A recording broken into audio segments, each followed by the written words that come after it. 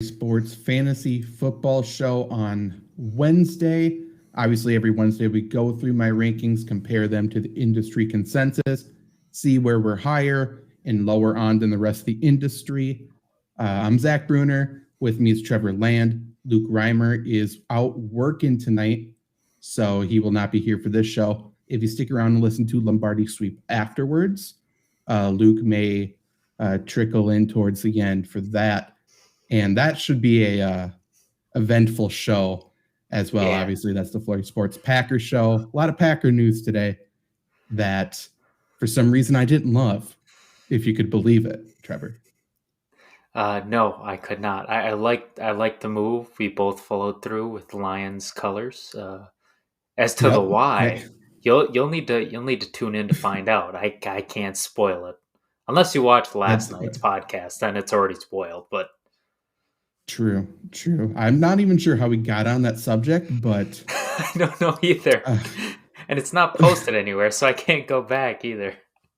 Yeah, we are fully one pride now. We're Big Lions show. But let's just jump right into the fantasy football rankings here. I'm sure we'll get sidetracked along the way. Quarterbacks this week, kind of tricky for me to be completely honest. I went with Josh Allen as my quarterback 1. Playing the Chiefs, and then Kyler Murray versus the Niners at 2, Patrick Mahomes versus the Bills at 3, Lamar Jackson versus the Colts at 4, and then Tom Brady at 5 versus the Dolphins. Do you have any disagreements with that top 5? Maybe Tom Brady, and not for anything wrong. Obviously, the matchup's there. Just because when he was in New England, he had a tough time against the Dolphins. Which was weird. It makes no sense. And obviously it's a completely different team and environment, but it's just something that's hard to shake if I'm looking at him. I thought the same thing. I think it helps that he's in Tampa, not in Miami. But I mean, Brian Flores, coached against him in practice for however many years. He should know Brady just as good as pretty much anybody other than Bill Belichick. So I did look at that. And I'm not sure. We'll get to him later. Antonio Brown, I think I need to move him up in my rankings. I'm slowly coming around to him this week. Obviously playing at home in Miami, or actually it's not Miami. Son of a bitch. I keep doing this all day. It's in Tampa. I don't know. I might move that. It's the same city. Let's be honest. Kind of, I guess. Tampa's more of like the butthole of Florida, and then Miami's like, plot twist. They're both because it's Florida. So fair. So would you move for people if you don't have the rankings in front of you? It's at floridasports.org. I have Dak Prescott at 6 versus the Giants. Would you be thinking to move him ahead of Tom Brady, or do you think somebody else should be at 5? It's I'm looking at it now and I don't know if he should move down. Like Dak Prescott against the Giants also gives me weird vibes. Like him against the Giants. And is that in Dallas? Yes. Yep. Dak has been, I'm pulling up the stats right now. He's been like not great. He's been bad compared to what he usually is. Granted, last week he looked good again, but like the 2 weeks before, 18 against Philly, 7 against like the Chargers. Something's off. I'd assume, this should be a right game, but the Giants scare me a little bit this game. I'm not going to pick them to win, but I think they're going to create a tough test, and I think there's a good chance they could win because they're coming off a runner's high against New Orleans. Danny Dimes playing as good as any, and I don't know precisely who they're all getting back, but even if they don't, they know they can win. That's for sure. What I will say about Dak, yes, he's been disappointing. Last week, he was quarterback 7 while throwing just 22 passes the entire day. So, but again, it's the Giants, so could that happen again? Absolutely. I don't know. He should be fine if it turns into a close game somehow. But I don't know. Like, I don't know how to value this Giants team right now. Not that the Saints offense is anything to write home about, but I think the same thing with the Saints too. Like, I don't know how to value them. And I didn't even know how to value them coming into the Giants game. So now it's even more confusing. Like, I don't know either of these teams. It doesn't make sense. We'll talk more quarterbacks in a second. Maxwell Pagano is asking us Michael Thomas and Damien Williams for Mike Williams. Is that a good trade? I guess it depends on positional need, but obviously trading Damien Williams would be a nice thing to do right now. If you need a win this week and you feel good about the rest of your running backs, I would do it. Otherwise, it's almost a question like long term, do you like Michael Thomas or Mike Williams for the rest of the year? It's the way I'm almost valuing this trade. I think you go with Mike Williams all the time. Although I am very much a supporter of like when guys like Damien Williams come up, like where it's injury, he hasn't played. Like we know he's very good. We've talked about this at length. He's a very good player, very dynamic. I still don't like there are always such huge expectations. And so I don't like, just assuming because the Bears are not smart. Like they could come out with a 2 running back set. That's very possible. They might not run it very much at all. So I'm very much on the mindset of you don't know what he's going to be. So trade for Mike Williams. It's like that episode of Family Guy where you can either get a boat or a mystery box. Like, yeah, I'm much more comfortable with what I know. And what I know is that Mike Williams is a good player and Michael Thomas and Damien Williams are question marks. But anything could be in the box. It could be even another boat, yeah. Yeah. I think I would go Mike Williams as well. Just because, quite honestly, like I don't trust Michael Thomas. I think he's going to be fine coming back from injury, like health-wise. But mentally, I just don't know where he's at with that organization. I have no clue. Well, and also, like, it's tough, too. Like, Jameis Winston, I haven't been able to watch him lately, but I'm assuming, based on how they've played, that he's not taking deep shots anymore at all. They're going back to completely conservative. That's not conducive to Michael Thomas, because if you're not taking deep shots, like, that's the reason why he was so good. He was slant boy because you knew he could do something over the top. If you know Jameis Winston isn't going to get the opportunity to do that, I mean, it's a lot easier to guard him. It's not hard at all. Yeah. I would agree. On top of that, I mean, he has to develop a chemistry immediately, too, as soon as he comes back. But yeah, I would take that trade. Going through the rest of these rankings, I think a notable one is number 13. I have Trey Lance versus the Cardinals this week. Obviously, assuming Garoppolo is out, which I believe he will be, the rushing should be there for Trey Lance. It should be there. And the Cardinals, I had to watch that Cardinals-Rams game back just to see what the hell happened. Their run defense isn't great. And I think Cardinals? The 49ers, I think the 49ers should be able to run all day on them, including Trey Lance being able to run all day on them, opening up, obviously, those downfield shots to Debo, and Debo's been so damn good. Kittle's less than 100%, but I think he's fine. I really like Trey Lance this week. If you are like, who's a quarterback with a bad matchup that I wouldn't necessarily trust? Well, if you like thought Ryan Tannehill was going to be your guy, I like Jacksonville looks like a good matchup, but I would not trust him because he's playing bad, but also because the receiving weapons are bad right now. So I would for sure go Trey Lance over someone like him. I would almost consider Trey Lance over Justin Herbert. I wouldn't do it just because we know what we have in Herbert, but I think that's very close. Yeah. I think this is definitely one of those games, I want to bet on it. This is a game where if I had to make a prediction, I think San Francisco wins this game. And I think it's one of those games every year where the Cardinals, it's like, what the hell happened to them? Like there's always, Cardinals always start hot. They have one of those games, they rebound, and then they fall off the face of the earth. To your point, like this run defense isn't good. Trey Lance, there's no film on him really. I mean, even if there is, his legs bring a whole nother dynamic. Kyler Murray, I don't trust. It's a division game, so they know Kyler Murray better than anybody else. There's just so many moving parts. And when you have a new quarterback, especially one that's dynamic, it's tough to come in cold and stop that. So to your point, like I think San Francisco wins this game, but even if they do, it's close. And even if they lose this game, he's going to be used. Like he's matchup proof in this game, and I think that's why Yeah. he's so good at 13 at the least. Yeah. And like this 49ers rushing attack really just hasn't gotten going this year. Obviously, all the injuries has hurt that. Mm-hmm. I think Trey Lance is going to be the key to unlocking it, to be completely honest, just because the defense has to respect him, because he does have that big arm, because he can target down the field. Like, I think there's so many things. As soon as Elijah Mitchell comes back, just because I'm not a huge Trey Sermon guy, if we can get Mitchell back healthy, he's practicing this week.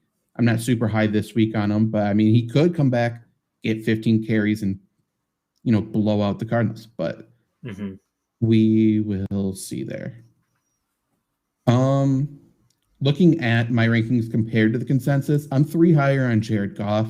I have him at quarterback 24 against the Vikings. So my question to you is, why would people have him outside the top 25? I don't get it, because the Vikings defense sucks. They're no good. I don't think they will get that much pressure on Jared Goff, to be completely honest.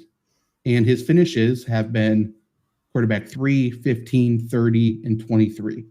So he's been a top 25 guy 3 times. He's been a top 15 guy half the time.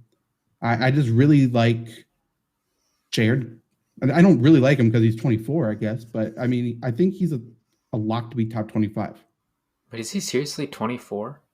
Oh, 24. I thought you were talking like 24 years old. Okay. I was like, wait a second. Okay, yeah. I like Jared Goff. I had him actually in one of my streamers, the FlairSports.org quarterback streamers for week 5. I like him a lot this week. I'm in the same boat with you. I think the Lions actually win this game. The Vikings are completely horrible against the Browns. Like, there's no other way to put it. And this is just a completely different offense. Like, obviously, Minnesota played against the Browns, and the Browns didn't look good, but Swift and Jamal Williams are 2 completely different backs. Like, I love Nick Chubb, but it's like having 2 faster, arguably more elusive Kareem Hunts in there. I don't know how they stop that. They have a big target in Hawkinson, and say what you will about Goff, but he hits his guys in short, medium routes. Like, he's usually pretty good at that. He won't take the top off, but I don't see how the Vikings stop him. I just see him methodically moving down the field. He's cut down in errors this year. So, you talk about top 24. I think he's definitely top 24. I think a case he made he's top 20, and I wouldn't at all be surprised if he ends up top 15. Completely agree. And I mean, we are Lions fans, so there is bias here. But like, this seems like an upset special this week. Yeah. The Brewers' postseason motto is claws up. I think claws that just sense. Works out too well, right? Claws up for the Brewers and Lions. It's like the same thing. It was meant to be. It was meant to be. It's a sign. They just changed the field today. It's all ready. It's looking good. The ads are up. And guess what? The Lions play it's actually not even close. But there's enough time for that news to get to Detroit for the Lions to beat the crap out of the Vikings. They're ready. That is right. Young D asks if you think Dallas Goddard will get a good amount of targets this week versus Carolina. I would only assume the Eagles are trailing, and the Eagles have not been willing to run the football at all. So assuming everything continues, and Carolina's defense is pretty good, and it's good against the run and all of that. So I would think Dallas Goddard should be I would project him to push for double-digit targets this week, I think, personally. What do you think? I wouldn't, just because so far this season, he hasn't. Obviously, it's a completely different game, but he's at 5, 2, 4, and 5 targets. The only reason he's really been buoyed up has been 2 touchdowns. We also have stats on Flurry Sports. If you go there under really stats, you can see, and we have a ton of them, but I'm looking at targets. He's 4th on the team, which isn't horrible, but the one good thing about him is he is 2nd in red zone targets. So if you think they're going to get down to the red zone a lot, he's going to be hit. But I don't see 10 targets. I see more of like a 5-6 target game, but 3 of those in the red zone, probably 1 touchdown at least. What I like about him is that Zach Ertz is starting to perform. So I almost feel like, who's the tight end one? I mean, the defense is going to have to pay attention to Zach Ertz and respect him now. So I do like that. Yeah, so we'll see there. Matthew Seaver wants to know, should he trade Antonio Gibson and Cortland Sutton for Nick Chubb, full PPR? I think if you have Kareem Hunt, for sure, yes. However, if you don't, man, I think I still would. I think Nick Chubb's going to come alive at some point. I like Cortland Sutton, but I really am just scared of Antonio Gibson right now. If I can get rid of him, I think I would. What about you? I would do the trade too. Here's a trade would make my lineup: Allen, McCaffrey, Chubb, Moore, Ridley, Kelsey, Myers, Harris. Yeah, I think you do it. But even without knowing that, I think you do it, because the way I kind of look at trades is, Gibson for Chubb. That's how I kind of look at it. And then Sutton is the extra piece. And even before I knew your team, I'm going to assume Sutton is really nothing more than a flex, more like a bench ride kind of for bye weeks. And so if you're never going to play him, I mean, the way that I look at, sometimes you got to be careful with it. But the way that I look at sometimes is you're basically trading Gibson for Chubb because they're not using him. So why not put him in the trade? And now that, you put in Myers, Moore, Ridley, like, you're fine. You're definitely fine. And before we wrap up quarterbacks, Wesley Love wants to know, he needs 2 here. So who would you start between Robert Woods, Allen Robinson, Michael Pittman, and Clyde Edwards-Helaire? I would say Woods is a lock for me. And then I'm just nervous about Allen Robinson right now. I think Michael Pittman's not a good football player. So I think by default and pure volume, I would go Clyde Edwards-Helaire. It hurts me to bench Allen Robinson, but I think that's what I would do. Do you have any disagreement with that? At the flex, I'm gonna go Pittman. I'm a big Pittman fan. I'm not even gonna try to, put that aside. Week 1, he was horrible. You can't even deny it. He just wasn't good. Week 2, week 3, and week 4, he got 12, and 8 targets.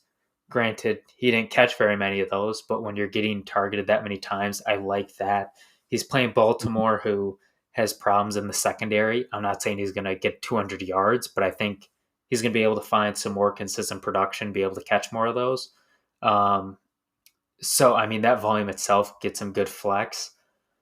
Or wide receiver 2. Rams play Seattle. I'd probably go Woods. I think the Rams got to change something up. I said last week that Cardinals would do everything to stop him. They did, and that offense was stagnated. It wasn't because of that. They had other problems, but it's very clear they can't just key in on Kupp. They got to use other people. I think Woods is in the game plan as well. You like him as well. I think Woods is a 2, Pittman is a flex, or depending on what you want to do, doesn't matter. But if you are playing Woods, put Woods in your wide receiver 2 so that you have a flexibility, because if somebody gets hurt, you don't have flexibility, then you're kind of in a bind. Completely agree. Is there any other quarterback you want to talk about before we go to running back? Quick look. Not really. It's a weird week. And a weird week as in, there aren't going to be any dominating wins. Everybody, there will be, but every quarterback that I look at, there's not a game I'm picking where I'm like, oh, that's going to be a blowout. They're going to win by 1,000.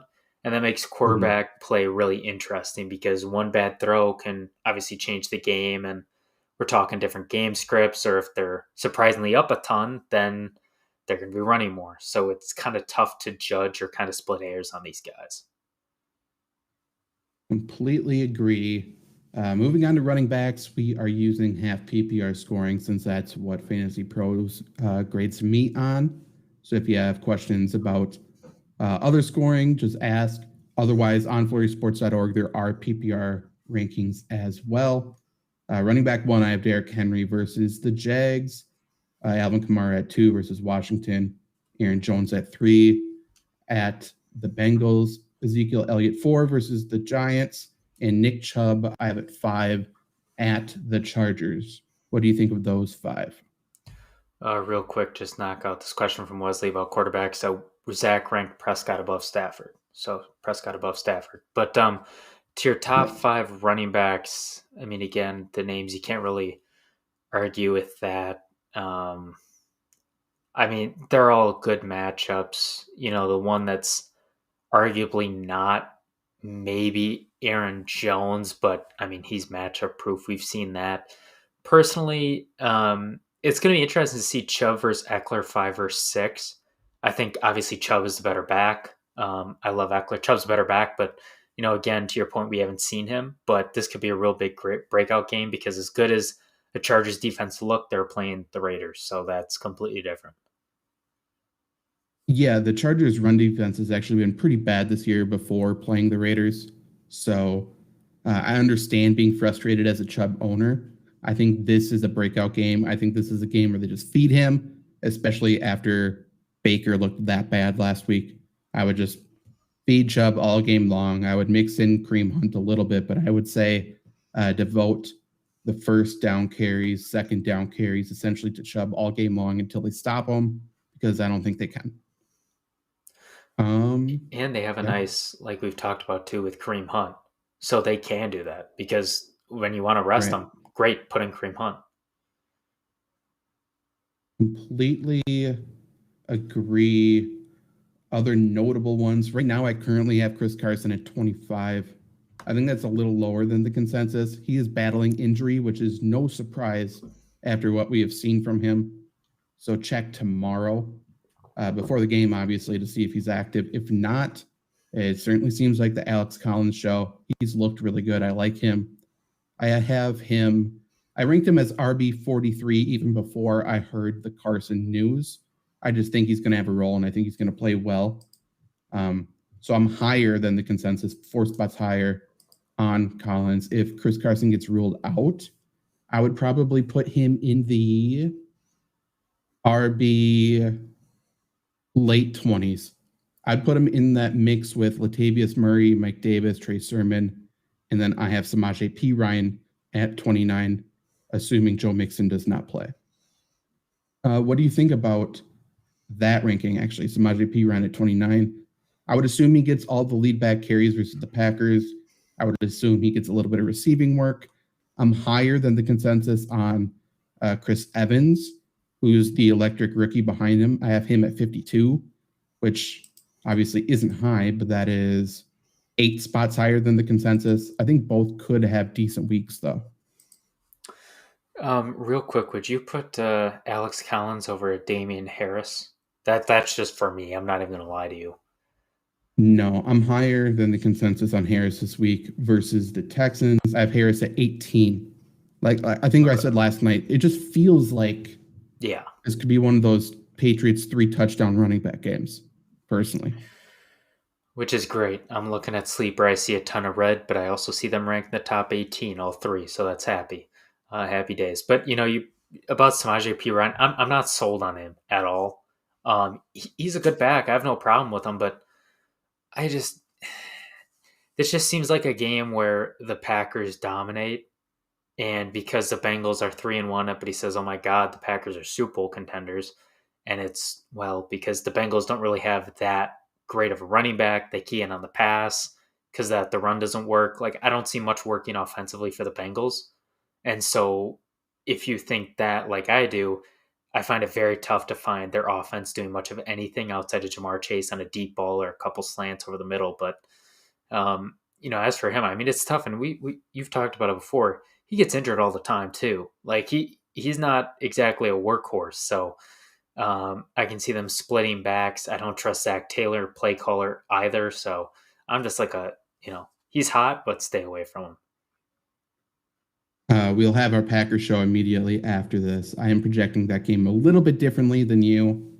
I think the Bengals could move the ball quite a bit. To answer a couple questions here, Ryan Hayes. There's a trade. The guy would give him Josh Jacobs and Jalen Waddle for Michael Thomas. Both would sit on his bench, so I don't know if I should hold Michael Thomas and wait until his value increases. I would definitely do that because first off, check to see if your league has an IR spot and if you could put Michael Thomas in there. But if not, you would still be dropping another player then just to bring in 2 players who would sit on your bench anyway. So I would for sure not do that. Oh, really? Do you agree? I would actually do it. Oh. Just because I don't think I don't think anything good about Michael Thomas. Waddle, say what you will about him, but I honestly I think at the end of the year we're going to look at Waddle, Michael Thomas. I think they're going to be at the same place rankings wise. Josh Jacobs, I don't think he's great. I don't trust Gruden at all. But we're seeing guys go down left and right, including Jacobs. Running backs are a hot commodity. I think this is a thing where Jacobs might sit on your bench 2 weeks. Another big guy goes down. He's a guy that you can give to somebody, say, hey, here's your new running back too, and you get more of a haul from him than you usually would. So I guess I'm just looking at it differently, but I would take it. But to your point, that extra roster spot is huge because if you have a deep bench, is it really worth it, especially for Waddle? Right. I could understand Jacobs increasing in value. There's just no doubt in my mind Michael Thomas will also increase in value. Like if we know the week of that he's coming back, his value is going to be at an all-time high. And I just don't see Waddle's value increasing, but Jacobs certainly could. JAC. Should I start Cordell Patterson at home against the Jets or Chris Carson, who's questionable? Also have Alex Collins on his bench. Patterson. Yeah. For reference, I have Cordell Patterson ranked at 17 and Chris Carson ranked at 25, even if he plays. So, yeah, I like Cordell, even though the snaps are not where they should be. His usage is still massive. And then he was offered 2 trades. First was Jonathan Taylor for Jacoby Myers and Cordell Patterson. Second's Najee for Cordell Patterson and Amari Cooper. I don't mind selling high on Cordell. I would love to sell high on Cordell Patterson. Depends on what your wide receivers are. I would rather get Najee Harris, obviously. But if Cooper is your wide receiver 2, even if he's your wide receiver 3 in a 3 wide receiver league, I don't think I would do that. I just don't want to trade away a starter to get Najee. But yeah, I would prefer that side, assuming Amari Cooper is a little bit lower on your team. I want to touch the first trade. I think Jonathan Taylor is good. I don't trust the coaching staff, the touches. I don't expect any consistency there. He's got the easiest strength of schedule against running backs, and he still struggled to really be that guy. And I agree with you. I would sell high on Cordell Patterson all day long, but that just doesn't speak to me. The Najee, I would agree with you about the wide receivers. It depends. Cooper, I don't love just because there's so many mouths to feed. But again, if he's a wide receiver 2, I mean, that's a solid wide receiver 2. You can't argue with that. And Najee is as bad as that offensive line is. I mean, we've seen it. They'll just pepper him with targets. They don't care, and if it's PPR, half PPR, it doesn't matter. It's going to count, exponentially for each catch. Agreed. I currently have Chuba Hubbard at 23. Christian McCaffrey returned to practice this week. He could actually play this week, so definitely keep your eye on that. Obviously, if he does, it makes Hubbard useless. I wouldn't drop him. If you have him, do not drop him this week, because how many times have we seen someone rush back from injury and get hurt worse? And with Christian McCaffrey, that 100% could happen, because if he comes back, I would guess they will give him 25 touches, which would be terrible. But yeah, definitely don't drop Hubbard this week, no matter what. It makes no sense. They did this shit last year. Everybody drafted him 1. He was amazing, got hurt, rushed him back. Everybody's like, just wait another week. You're out of it. And they're like, nope, got to bring him back. He played 2 games and he was out. And, say what you will, it might be a little bit of a stretch, but I don't think it's too crazy to believe that them rushing him back could have contributed a little bit to this injury. He had plenty of recovery time. It's not what I'm saying, but, in terms of not quite getting all the way right. We've seen it happen before, and we've seen it happen before with this guy. So, yeah, don't drop Chuba. Let's go. Oh, the other one I'll talk. That dude had 3-quarter PPR, which I actually like. He had Justin Mhm. Jefferson and McLaurin as other wide receivers, so I say go for Najee because you got two solid ones. I agree. And how's it going, Ron? Let us know if you have any questions. The other running back I want to talk about quickly before we compare to the consensus is Myles Gaskin. Obviously, he's been terrible. I don't want any part of starting him this week. I have him at 44. And normally, like given how the workload is shaked out, normally I would put Malcolm Brown above him. But I have Brown at 48 because that matchup is against the Buccaneers. I don't see Miami having any chance to run the football against them. So I think the running back's value will have to come from receiving, which you would think Gaskin gets involved, but he wasn't last week. I just know it's not going to be Malcolm Brown catching a bunch of passes. Would you even consider Gaskin to be started in your flex spot this week? No, I wouldn't, which hurts me because I'm a big fan of him. And it makes no sense because this is a game where theoretically, out of all the running backs Tampa Bay plays, Gaskin should probably be the best at beating that defense because he is such a good pass catcher. Weeks 1 through 3, he had 5 or 6 targets each week, had a couple receptions. They're short checkdowns, but I mean, he got yards out of it. And if we're talking PPR, half PPR, that adds up. But then week 4, 2 carries, no passes, like no receptions. So he should work perfectly out of the backfield in a theoretical sense, but he won't. He won't at all, and so I'm not touching him. That is fair. Comparing my rankings to the consensus, I am 4 spots higher on Damien Williams, who will be starting in place of Dave Montgomery this week. I have him at 15. I have Cordell Patterson at 17, which is 4 spots higher. I have Samaje Perine at 29, which is 4 spots higher. I have A.J. Dillon at 40, which is 4 spots higher. I like A.J. Dillon to get more touches going forward just because they have to manage the workload of Aaron Jones, and they weren't doing that the first 3 weeks. I thought Dillon looked pretty good last week, so I think he's earned more touches. I talked about Alex Collins. Jeremy McNichols for the Titans, I have him at 46. That's 6 spots higher. He is catching a lot of passes out of the backfield, especially with those wide receivers out. So I think he has some value there. Chris Evans, I talked about, rookie for the Bengals. I have him 8 spots higher. Ty Montgomery, I have 11 spots higher at 54. Tony Jones is out. Ty Montgomery is the next running back up. So he's just going to get some touches at least.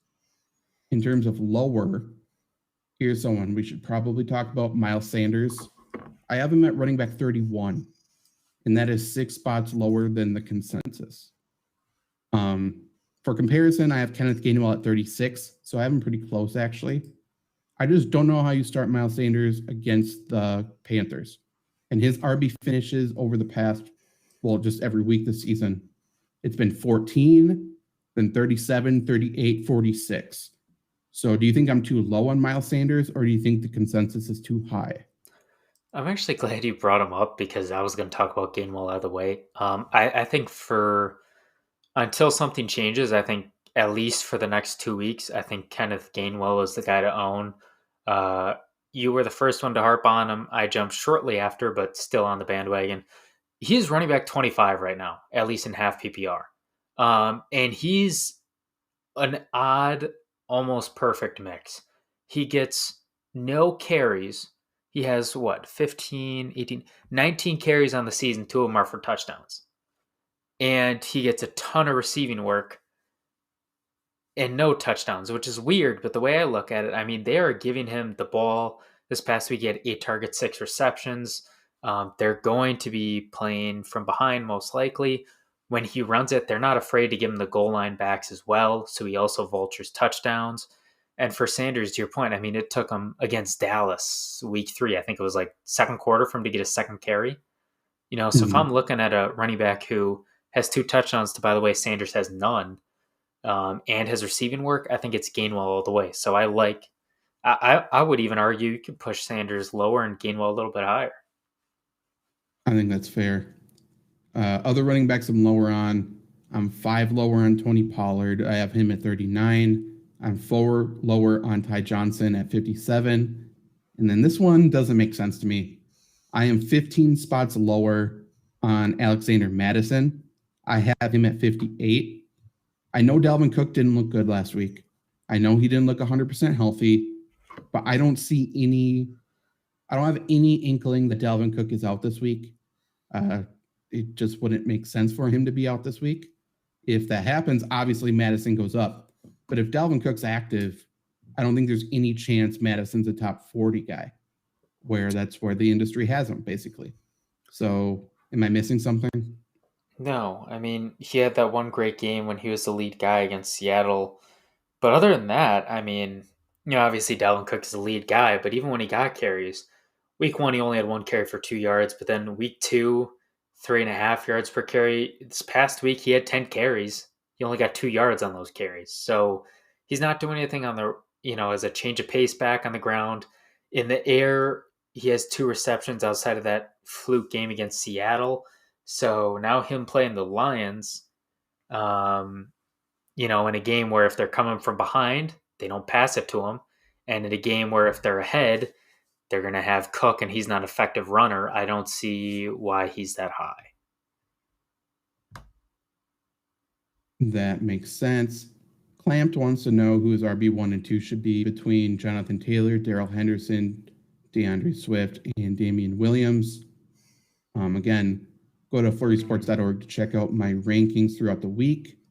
I think currently I have Jonathan Taylor and Swift as the 2 highest ranked guys. I could see Damien Harris jumping Jonathan Taylor, but it's between those 3, and I would personally go Taylor and Swift. What about you? Yep. I mean, I got nothing to add. Jack Cooper seems dependent on long touchdowns. Currently, it seems that way. Cowboys receiving core is weird right now because it's like, who's the valuable guy? CeeDee Lamb is not getting it done.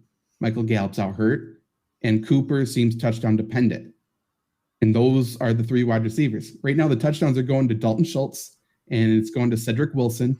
And it's like, what the fuck's going on? No. And Tony Pollard, basically. You know what's going on? They're evolving. Dalton Schultz isn't the tight end. He's not a wide receiver. He is a real-life flex. He's both at once. He's amazing. He's a beautiful bastard. And, we'll keep the same thing going. Dalton Schultz, if you see this, if you score 2 touchdowns, I'll donate $100 to your charity. He didn't do it for me when I needed it to get to the playoffs, but hey, no hard feelings because my team is garbage anyway. So go with Dalton Schultz. But to your point, I mean, I think Cooper has as many targets as Jared Cook. Is that good for Jared Cook or bad for Cooper? I think it's both. CeeDee Lamb, everybody hyped him up. He's just not that good. They have so many good receivers, but so many damn mouths to feed. It gets to a certain point where, the payoff drops. And like I talked about with Dak, he attempted 22 passes last week. So just because they were up by so much. So I wouldn't panic about last week's usage for anybody. We'll see this week. I think they will bounce back. Things will settle a little bit and things will be okay. Jace wants to know what's up with Alvin Kamara and George Kittle. The Saints offense has been bad, so Kamara hasn't scored because he hasn't been down there. But he got 26 touches for 120 yards last week.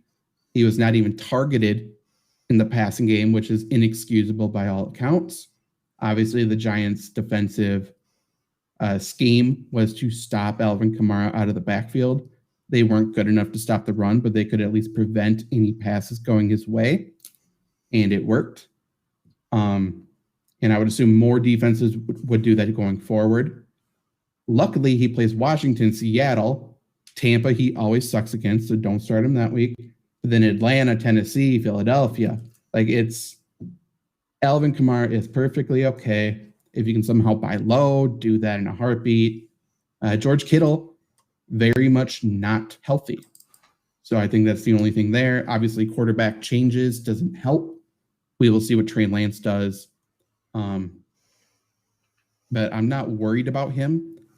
I just wouldn't value George Kittle in the same tier as Darren Waller or Travis Kelce. So if you think of that mindset, at least, I think George Kittle is in the same tier as TJ Hawkinson. Do you agree with that? I might even say he's a little bit lower at this point. I mean, he's finally getting the targets, but it's not turning to reception, so it really doesn't matter. Obviously, targets are a big thing, but when your quarterback is so inconsistent that the receptions are so consistently much lower, I don't think it matters. This is why you don't take tight ends early. Not only are the injury problems huge, but even then, I mean, everything can change in a flash. Like Kelsey Waller, I can understand that because the offense, to some extent or another, very much revolves around them in some fashion. With Kittle, he didn't have a quarterback, and it's a run-heavy team. So I get he's great, and I get he's put up numbers. I don't understand why everybody's drafting him early, especially coming off that knee injury. And people think about, his really good seasons, and he had them. They didn't have receivers then. They now have Deebo Samuel. They have Brandon Ayuk, even though he's not really being used right now. So it's a different offense. But I think the 49ers as a whole will improve once the running game gets established and is efficient, which I think can happen under Trey Lance. Eli wants 3 out of Chuba Hubbard, Damien Williams, Marquise Brown, Kareem Hunt. For me, I would say sit Brown. If Christian McCaffrey plays, then you know your answer. What do you think? I would say sit Hubbard, just because Brown to this point, I mean, say what you will about him, I don't even think he's that great of a receiver. He's wide receiver 12, at least in half PPR. So, I mean, ride the wave for as long as he can. And as much as I hate using wide receivers because they can be so up and down, whereas running backs are always going to get touches, Hubbard hasn't really impressed me, and I'm waiting on the Panthers to do more gadget plays with the DJ Moore or Tommy Tremble as well, and I can see that possibly taking runs away. Not a ton, but enough for it to make a difference. That is, I agree with that. Ron wants to know Andrews or Gesicki. He's leaning Andrews, and I would agree. We'll talk about tight ends in a bit, but I would agree with that. And Joey, 2 wide receivers between Tyler Boyd, I'm assuming. Yeah, Tyler Boyd, Robert Woods, Marvin Jones, Cortland Sutton, and Laviska Shenault. Let's bring up my wide receiver rankings, and we can see here. Okay. I would go Woods, and then Sutton or Boyd. I think I would go Tyler Boyd. What about you? I would go Boyd as well. I mean, he's playing the Packers. I mean, if the one cornerback is Stokes, I mean, whatever it is, it doesn't matter who the cornerback 1 is because cornerback 2 is going to be trash unless they elevate King to the 1 or something. So Boyd's probably going to eat there. I think that's the one place they're going to be really good. I like Boyd and Woods. Boyd he'll either be matched up with, and this is interesting now, Jair's not going to play. So I would assume they put Kevin King and Stokes at both of the outside spots. So he'll be matched up with Chandon Sullivan for most of the day. And that's a matchup he can win. Maybe the Packers really don't want to put Kevin King on the outside, which is totally fair. At which case they would put him on the inside, and then Boyd would face him there. And, have fun. Like, he'll go all day there. So that's fine. There's not a scenario. Rankings, though. We'll talk about that later. But just a preface for the Packer show, there's no scenario where Kevin King wins a matchup this week. So I was just thinking about it, and now I'm really sad. So I take back my prediction about the Bengals-Packers. But moving on. You are correct. Wide receiver 1, no surprise, Davante Adams versus Cincinnati. Tyreek Hill at 2 versus Buffalo. Stephon Diggs 3 at the Chiefs. Cooper Kupp 4 on Thursday Night Football versus the Seahawks. And DJ Moore at 5 versus the Eagles. What do you think about those 5? I like them. Real quick PSA about Hill. He's not the best receiver in the league. He's basically the Eric Stokes of wide receiver. And what I mean by that, hear me out, because they don't sound anything alike. He relies on his speed, and his speed is like half his game. As a receiver overall, he's not that great, but his speed makes him a good receiver. So as a 2, he's definitely up there. The only question I have is really Cooper Kupp at 4. I don't know how well equipped Seattle is to defend it, but they certainly have the blueprint for how to slow down the Rams and Cooper Kupp. So it'll be interesting to see if they utilize it. Again, I don't think they'll be able to, but maybe they get a couple lucky plays. He's wide receiver 7 or 8, but I think he's top 10. I will say the Cardinals didn't stop Cooper Kupp. Cooper Kupp stopped Cooper Kupp last week. He had 13 targets, 5 receptions, 64 yards. Just from my memory, he had 3 drops. Like, he was just not right last week. He was scared. So he's fine. He was scared. That was all Cardinals, baby. Mm-hmm. That was the game plan. Maybe. You're right. Maybe. I will say there's no one to be afraid of on Seattle. So you're fine. That's true. Maybe Pete Carroll. That's about it. I'm going to compare to the consensus right away, and then you can pick out anybody else you want to talk about. If we're putting Cordell Patterson in here, I will say I have him at wide receiver 28. Now comparing to the consensus, I have T. Higgins at 36, which is 5 spots higher. I think he plays this week against the Packers. AJ Green I have at 45. That is also 5 higher. He has been balling. I don't know why people are that low on him. Marquez Callaway, clear number 1 for the Saints. I think he has a decent week. I have him 5 spots higher. Maybe it's my Lions love coming out, but I have Quintez Cephas at 55 and Khalif Raymond at 57, both of which I have ranked 10 spots higher than the consensus, but I don't know why. Like, I don't. Let me just quickly read off where they finished. Where are they? I gotta scroll way down here. One pride. Like, I'm not even high on them. Okay, so Quintez Cephas, his finishes have been wide receiver 43, 21, 109, and 33. And then Khalif Raymond's finishes have been 65, 85, 38, 8. And again, I have them at 55 and 57. So I think people just don't want to rank Lions, essentially, which is fair, but I am correct on this ranking. I will stand by that. Nobody else really to talk about that I'm higher on. I am 4 spots lower on CeeDee Lamb. I have him at 12. I am 7 spots lower on DK Metcalf. I have him at 14.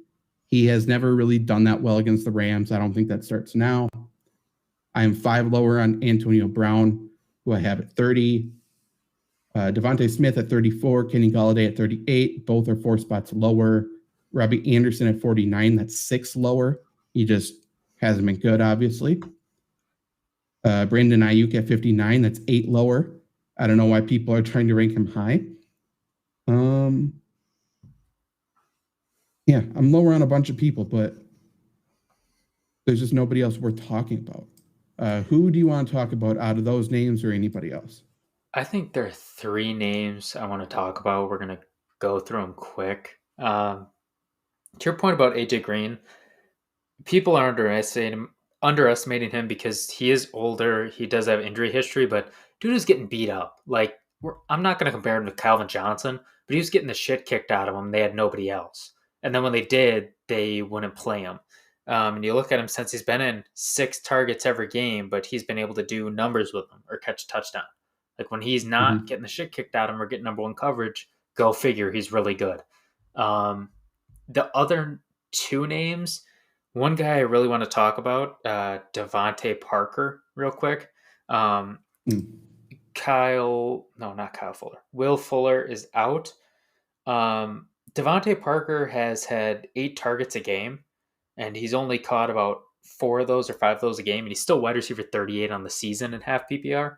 I'm not saying he's going to be amazing, but he can be a very under the radar like flex player, wide receiver 3 if you need it, and people aren't paying attention to him. Now this week it's going to be tough against Tampa, but he was doing well. I mean, he's consistent as hell. Whether Fuller was in or out, he was doing well. And the last guy, Darnell Mooney, he looks like the wide receiver 1 in Chicago. To your point, like you said, Allen Robinson is either hurt or he's phoned it in. Either way, that's extremely concerning. And Mooney has looked like a faster version of Allen Robinson this year, doing a little bit of everything. So I love him. Let's go through them all. Who was the first name? It was AJ Green. Oh yeah, AJ Green. Yeah, 6 targets every single week, and he's just been performing. Again, this is the first time probably in his entire career ever that he's gotten cornerback 2 coverage because DeAndre Hopkins is on the other side. Like, he's gonna take advantage of that. It's pretty simple, and for that reason, that same exact thinking at least, I think Devonta Parker is better when Will Fuller plays. Now that Will Fuller's out, I mean, he hasn't finished.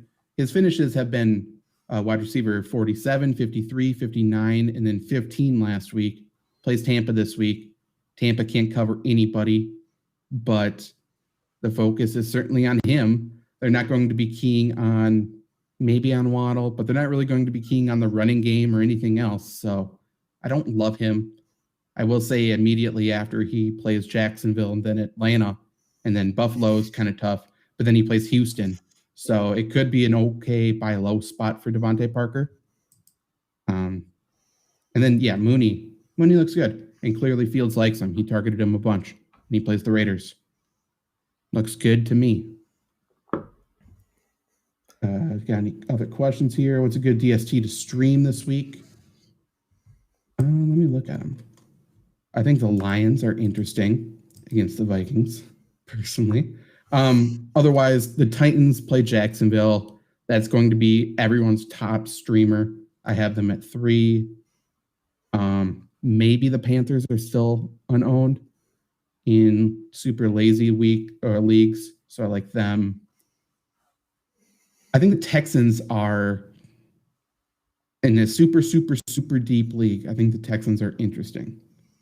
Otherwise, also the Falcons are interesting in super deep leagues. They play the Jets. I don't think that's a terrible call. Do you dislike or like any of those more than the other?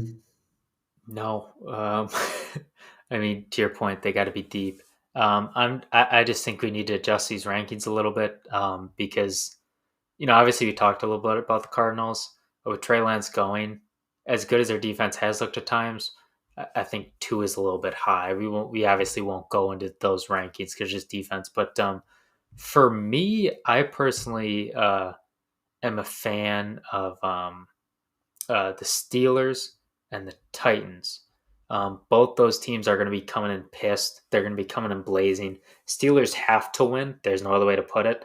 And the Titans were embarrassed. I mean, just embarrassed. So both teams are going to be playing mad. I like both of them. We will see who plays for the Titans. I think they have 6 or 7 defensive players listed with a groin injury. So, or isn't that the Steelers? I thought that was Steelers last week. Yeah, that's what I said. I thought that's what I meant to say. At least I don't know. I heard Titans, but you could have very well said not the Steelers, Titans. And I wouldn't have noticed. Titans suck. Steelers are good, but they're all hurt.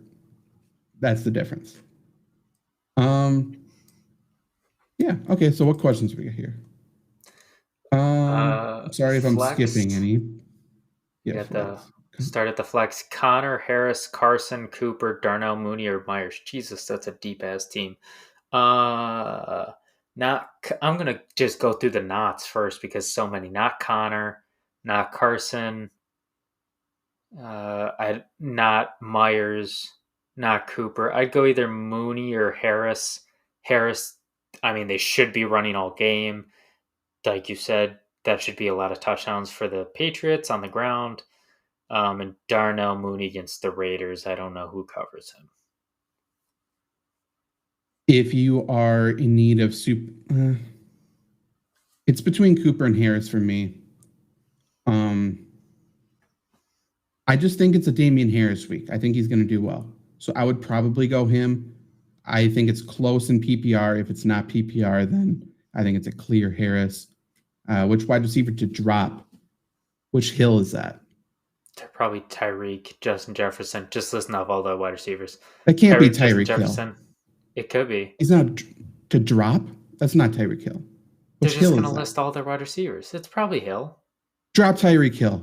That's a stupid question. No, don't. You deserve it. Drive it. They're just listing them all. They want to give us context. And you know what? Is this a 4-team league? No, drop Renfro. That's such a good team. Drop Renfro. I appreciate that because now I know, boom or bust. Are we looking middle? Sorry. Shut up. I apologize. I would drop, Renfro.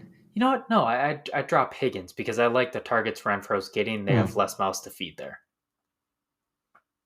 I mean, Higgins, he has to go up against Boyd, Chase. I mean, Uzama's not going to be big every week. Let's not be stupid here. But the Raiders have Renfro. Don't drop a wide receiver who may get to play against Kevin King this week because their value will be up next week. So keep Higgins for now. Drop him next week if you need to. You're not going to play Higgins over Hill, Justin Jefferson, or like an AJ Brown. They'll play him over Renfro. They'll play him over Renfro. That's the only thing. How many spots do you think he has? Hill and Justin Jefferson are 2. Why are you dropping AJ Brown is the 3rd. No, I'm saying you're not going to play him this week, and you're so deep. I know, you can Why trade does it matter? His value is going to go up. Renfro's value is not going to go up. That's fair. Stop. Thank you. Throwing logic in my face. I don't like it. Yeah, let's go tight ends. I'm the number one ranker for tight ends now, and it doesn't feel like seriously? An accomplishment. Yeah, you're the king of the shit stains. Congrats. I guess because I don't rank Robert Tonyan top 10 every week. Congrats to me for watching a Packer game. Top 5, not that surprising. Travis Kelce 1, Darren Waller 2, TJ Hawkinson 3. Pretty much the matchups are irrelevant, but the matchups are okay too. Then I have Mark Andrews at 4 versus the Colts, George Kittle 5 at the Cardinals. It's worth saying number 6 because it's Dawson Knox. I almost said Knicks. Dawson Knox at Kansas City is 6, and he is unowned, I believe, in half of the league still. So pick him up. What do you think of that top 6?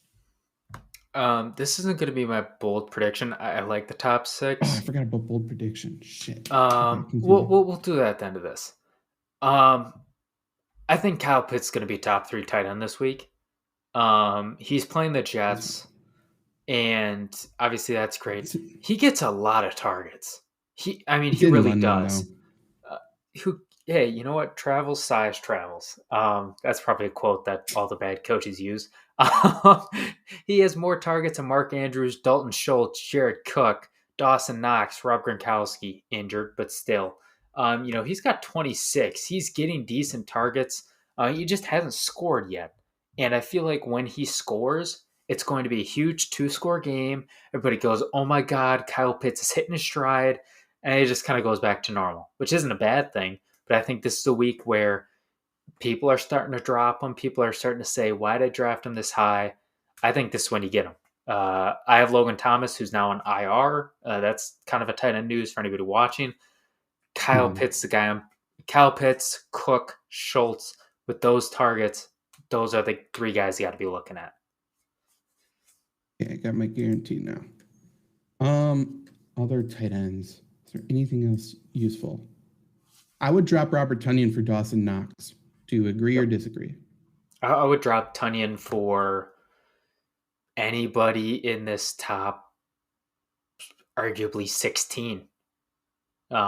Just because he's not even a boomer or bust. He's just a bust. And it's not saying he's not a good player, but they're using him to block more. And so he doesn't have a role.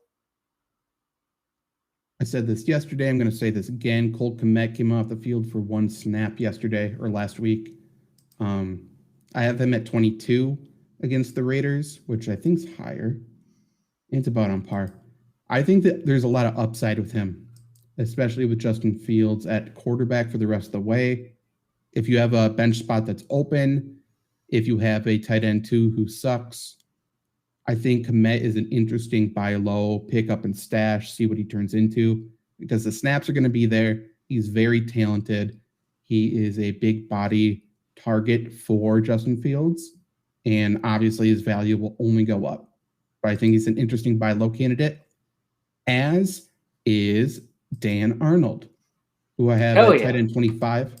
I have him 5 spots higher than the consensus. I also have Zach Ertz at 14, which is 5 spots higher.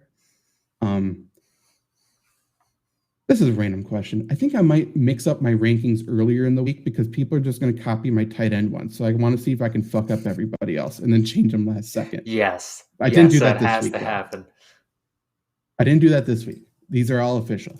If Dan you're Arnold, we talked watching and about. you're here for his rankings, he is not doing that. It was just a joke. He's not actually going to do Yeah, it. yeah, Wink. that's No. right. Go on. Dan Arnold didn't play as many snaps as you and I thought on Thursday. Like just watching, it seemed like he played a lot. Without DJ Chark on the Jaguars, I think Dan Arnold legitimately could turn into that deep threat, which is wild to say, but I think is true. And his role is only going to grow. I would assume he pushes for half of the snaps this week, maybe slightly more. He was around like the 34% range last week, I think. But I think he's a good buy low candidate as well. And against the Titans, who suck, I think he's pretty good. And then Zach Ertz is I was 5 spots higher on. Somewhat tough matchup this week. But his finishes have been 7 and 13 the past 2 weeks. Yeah, again, if you have not been here, if you've not heard about Dan Arnold, I will say it again. He was at Platteville when I was at Platteville. Dude's a stud. He was even better than I thought. He holds the Platteville school records in the indoor 60-meter high hurdles and outdoor 110-meter high hurdles, which of 13.91, which is insane. And he's been an All-American in the hurdles, once indoor, twice outdoors. So not only can he jump, he's fast as hell. He's tall. So you might hear tall, white, tight end, deep threat. That isn't right. It is. It's just nobody's needed him. So he's definitely that deep threat. Yeah, he's interesting. I added him in a couple leagues, and I feel good about it. Any other tight end you want to talk about? As always, no. I'm 7 spots lower on Robert Tonyan, by the way. That's fair. I mean, why would you need him? I'm like, especially 21. with Cobb. Cobb looked good. I mean, I'm not saying Cobb and Tonyan are the same player, but when you're going to Cobb on third downs as your security blanket and you have Adams, I mean, what's there for Tonyan to do? He's doing a great job blocking, too, so why do you need him in the passing game? He had 7 targets last week, caught 2 of them. He's finished as tight end 39 or lower 75% of the time. And I have him at 21, and that is bold, apparently. So I don't mind the matchup this week, and he certainly could outperform my ranking, but, he's just not being used, which I think is a mistake, but it's the fact. Okay. Let's do our guarantees. I'm going to start with Luke's guarantees. We got to do a quick recap because we finally got one 100% right. We had Luke's guarantee was Kamara 150 plus total yards, which is sad because he had 120 on the ground. He should have had it by a mile. He did not. Zach, you said Aaron Robinson, top 20 half PPR. At least by 5 o'clock, he was like 47. So he was good, but not top see what 10. He finished. And then I had Cooper Kupp under 90 yards and no touchdowns. I think he had 65 yards, no touchdowns. So we had our first full correct ones. The standings is I have 1.5 correct, Zach has a half correct, and Luke has all reds, all zeros. But he it's a close match, unfortunately. Well, Luke's taking a shotgun approach. He has 2 this week. He's only getting 1. Pick for him. Okay. Well, the first one I think is a good one. It's Derrick Henry to have 150 yards and a touchdown. Again, that's against Jacksonville. I think that's a good bet. I would say that's good.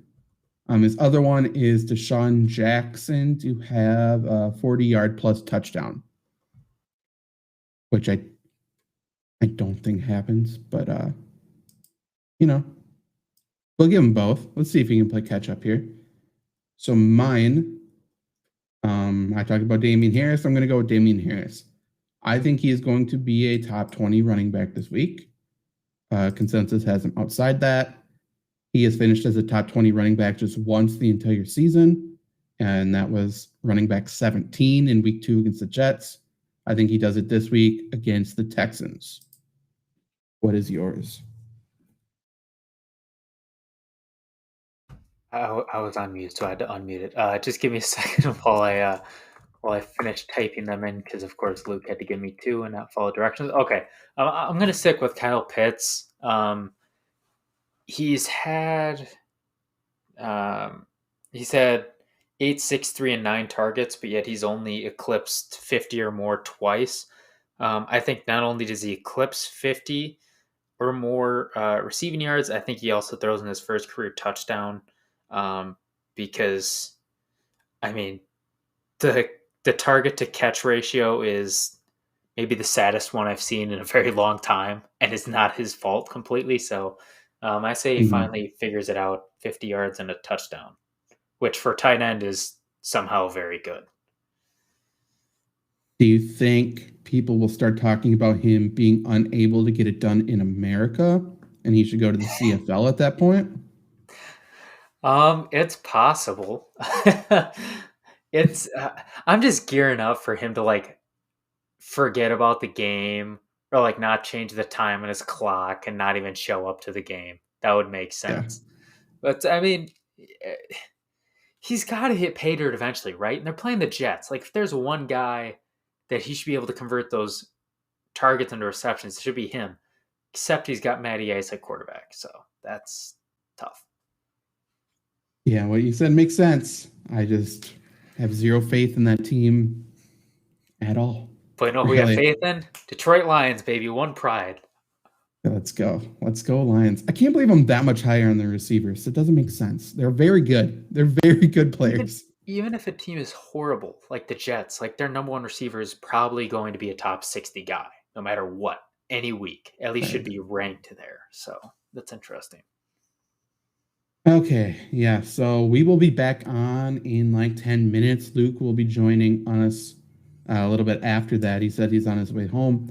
We'll be talking about the Packers, talking about the trade that never was today, and the new pickup. Last question here from Knighton Nitten. Would you trade Mixon and Lamb for Jared Cook? Or Dalvin Cook? No, Jesus. Dalvin Cook. Yeah, I was just going to say, what the hell? No. I don't think so either. So that is it from us. If you liked it, subscribe, please. We are rising lately. I like that a lot. Share this if you would like. We will be back with more fantasy stuff. We'll be back with the Packers show in 10 minutes. So we're rising straight to the top like the Detroit Lions, baby. They had us in the first 4 games, not going to lie, but not anymore. Let's go. Here we go. Okay, we'll be back in a bit. Later.